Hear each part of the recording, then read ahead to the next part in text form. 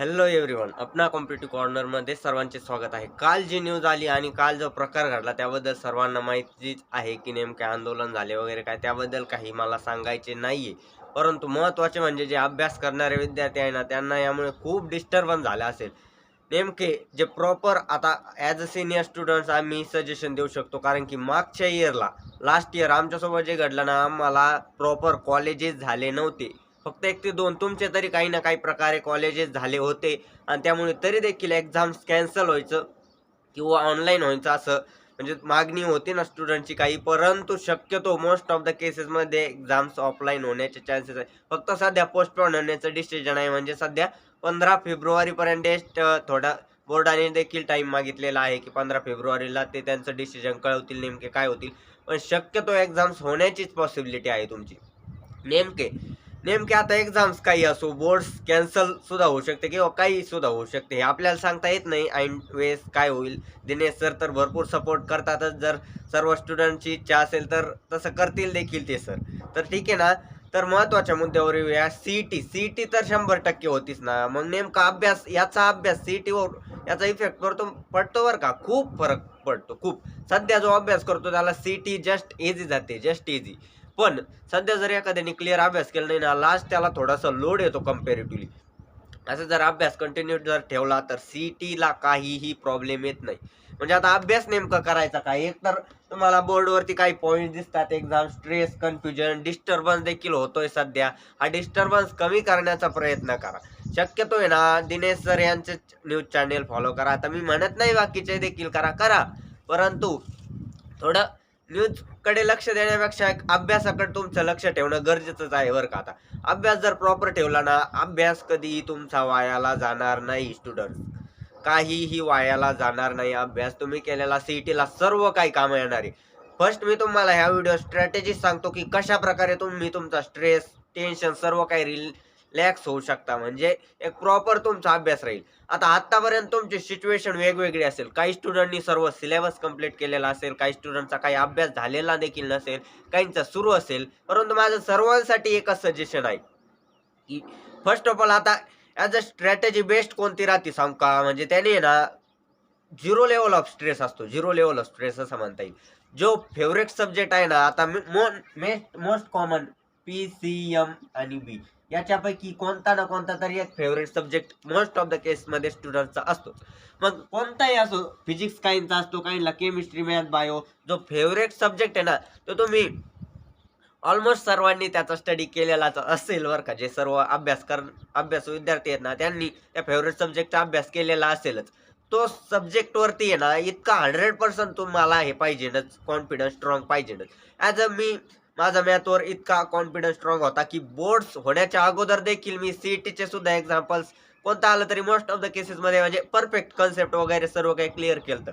तसं तुमचा देखील सब्जेक्ट असेलच कोणता ना कोणता ज्याला आपण फेव्हरेट म्हणू शकतो. म्हणजे काय फेव्हरेट कशामुळे होतो तो सब्जेक्ट? तर जास्त रिपिटेशनमुळे, त्याचे म्हणजे जास्त प्रॅक्टिस केल्यामुळे. तर कोणताही असो तो बुक घ्यायचं, स्टेट बोर्डचं बुक घ्यायचं आणि रँडमली कोणताही प्रॉब्लेम, फॉर एक्झाम्पल मॅथ घेतलं तर रँडमली कोणताही प्रॉब्लेम उचलायचा आणि सॉल्व्ह करायचा. झाला नाही, नेक्स्ट एकदा डबल ट्राय करायचा, पुन्हा नेक्स्ट टाइम ट्राय करायचा तो तेव्हाच. परंतु सॉल्व्ह करायचाच. नाही झालं तर रेफर करा, परंतु शक्यतो सॉल्व्ह होतोच. फेव्हरेट म्हणल्यावर आणि अभ्यास केल्यावर एकदा कन्सेप्ट तुम्ही करा रिवाईज. पण असं तुम्ही रँडमली जेव्हा तुम्हाला सवय लागते ना कोणताही क्वेश्चन सॉल्व्ह करायची, त्या सब्जेक्टवरती इतका कॉन्फिडन्स येतो, की एक्झाम मग काहीही होऊ द्या, तुम्हाला काही फरक पडत नाही. बोर्ड्सची तयारी तीच आणि सी-ई-टीला सुद्धा. आता मॅथ विषयाचं जर कन्सिडर केलं आपण तर सेमच ऑलमोस्ट बोर्ड्स, सी-ई-टी. आता सी-ई-टीला थोडेफार काही शॉर्टकट वापरावं लागतात. फक्त बोर्ड्सला कसं स्टेप वाईज सर्व लिहावं लागतं ना. म्हणजे जरी जरी समजा एक्झाम्पल आलं तुम्हाला काही बोर्ड्सला लिहायला, तर एकदम step wise we have for example that is given equation is then then we know that असं सुरुवात तशी करायला पाहिजे आणि त्याने स्टेप वाईज सर्व काही लिहायचं. सो दॅट, देअरफॉर असे सर्व काही पॉइंट्स एकदम step by step, line to line, एक लाईन सोडायची एक स्टेपमध्ये, म्हणजे सुटसुटीत वाटतं तसं एकदम म्हणजे प्रॉपर प्रेझेंटेशन मॅथ विषयासाठी. आणि जसं की तुम्ही सी-ई-टीला त्याची काही गरज पडत नाही, पण इनडायरेक्टली कन्सेप्ट वगैरे सर्व सेमच आहे ना. आणि सी-ई-टीला तुम्ही फास्टली क्विकली सॉल्व्ह करू शकता. जसं की मॅट्रिक्समध्ये इन्व्हर्स काढायची मेथड आहे, त्यात सुद्धा तुम्ही क्विकली म्हणजे एक मॅट्रिक्स घ्यायची आणि ते तो त्याचा एक शॉर्टकट तुम्हाला आय होप माहीत असेलच. नसलं माहीत तर तुम्ही चॅनलवर एकदा शॉर्टकट चेक करू शकता किंवा shortcut for finding inverse of matrix तुम्ही YouTubeवर सर्च केलं तरी मिळेल. काय अडचण नाही त्याची. तर ठीक आहे ना. आय होप मॅथ्सचं देखील तुमच्या क्लिअर झालं असेल ज्यांचा तो फेव्हरेट आहे. आता फिजिक्स आणि केमिस्ट्रीला काय आहे? हे बघा सध्या तर तुम्ही ना त्यातले फेवरेट सब्जेक्ट 2-4 दिवस देतोय बरं का स्ट्रॅटेजी सध्या तुम्हाला. कारण फेवरेट सब्जेक्टवर स्ट्रॉंग बनायचं तुम्ही ह्या 2-4 दिवसामध्ये. म्हणजे बुकमध्ये रँडमली कोणताही प्रॉब्लेम तुम्हाला डेरिव्हेशन फिजिक्सच्या स्टुडंट्सला डेरिव्हेशन सध्या यायला पाहिजे. आता बिना डेरिव्हेशनचे तुम्ही फॉर्म्युला कन्सेप्ट तर शिकू शकत नाही ना ते. म्हणजे एक ॲक्च्युअलमध्ये फॉर्म्युला कसा डिराईव्ह झाला, कन्सेप्ट काय आहे, सेंट्रिपिटल फोर्स असेल, बँकिंग अँगल असेल, त्यातील ते फॉर्म्युले टॅन थिटा वगैरे काय काय फॉर्म्युले आहेत ना ते सर्व क्लिअर पाहिजे. नंतर वेव्ह ऑप्टिक्समध्ये अतिशय इम्पॉर्टंट असे डेरिव्हेशन्स आहेत. जस्ट जॉमेट्रिकल थोडेफार साइन थिटा कॉस थिटा ट्रिग्नोमेट्रीच्या फंक्शन्सवरूनच ते डेरिव्हेशन्स होतात. तसेच फ्लुइड मेकॅनिक्स थोडे कन्सेप्च्युअल डेरिव्हेशन्स एकदा. नंतर पुढे इलेक्ट्रोस्टॅटिक्स वगैरे यात सुद्धा डेरिव्हेशन्स आहेत. गॉस थेरम्स ते आधीचे 11वीचे त्याला थोडंफार बेसिस लागतं. म्हणजे बिना डेरिव्हेशनचा फिजिक्स सुद्धा तुम्हाला जमत नाही. तर ते डेरिव्हेशन्सनी तुम्ही प्रॅक्टिस करायला पाहिजे. कोणताही रँडमली एखादा फॉर्म्युला डिराईव्ह करून बघायचा रँडमली. फेवरेट सब्जेक्टसाठी स्ट्रॅटेजी बरं काही. फिजिक्ससाठी अशी स्ट्रॅटेजी आणि बुकमधला कोणताही न्यूमरिकल तुम्ही सॉल्व्ह करायला घ्यायला पाहिजे रँडमली ज्यांचा फिजिक्स फेवरेट आहे. जस्ट फॉर्म्युल्यावरतीच थोडेफार कन्सेप्ट अँड कोणते कोणते त्याच्यात पॉईंट्स आहेत, फॅक्टर्स अफेक्टिंग आहेत, त्यानुसारच ते सॉल्व्ह केले की फिजिक्सचं सुद्धा सॉल्व्ह होतं. इतका हार्ड टॉपिक तर नाहीच आहे. फिजिक्स एकदम इझीच आहे. आणि केमिस्ट्री तर सांगायची गरज नाही. मोस्ट ऑफ केस केमिस्ट्री सर्वांना इझी जातच असतो. केमिस्ट्रीत काय आहे, फिजिकल आणि ऑर्गॅनिक थोडंसं चेंज आहे. फिजिकलमध्ये कसं फॉर्म्युला वाईज जसं की सर्व काही व्हॅल्यूज वगैरे पुट करून त्या एक म्हणजे प्रॉपर अप्रोचनी आन्सर आपल्याला फाइंड आउट करता येतं. आणि फिजिकलमध्ये काही कन्सेप्ट देखील आहे. तसं ऑर्गॅनिकमध्ये मोस्ट ऑफ केसमध्ये रिॲक्शन्स आणि रेट वगैरे हेच विचारले जातात.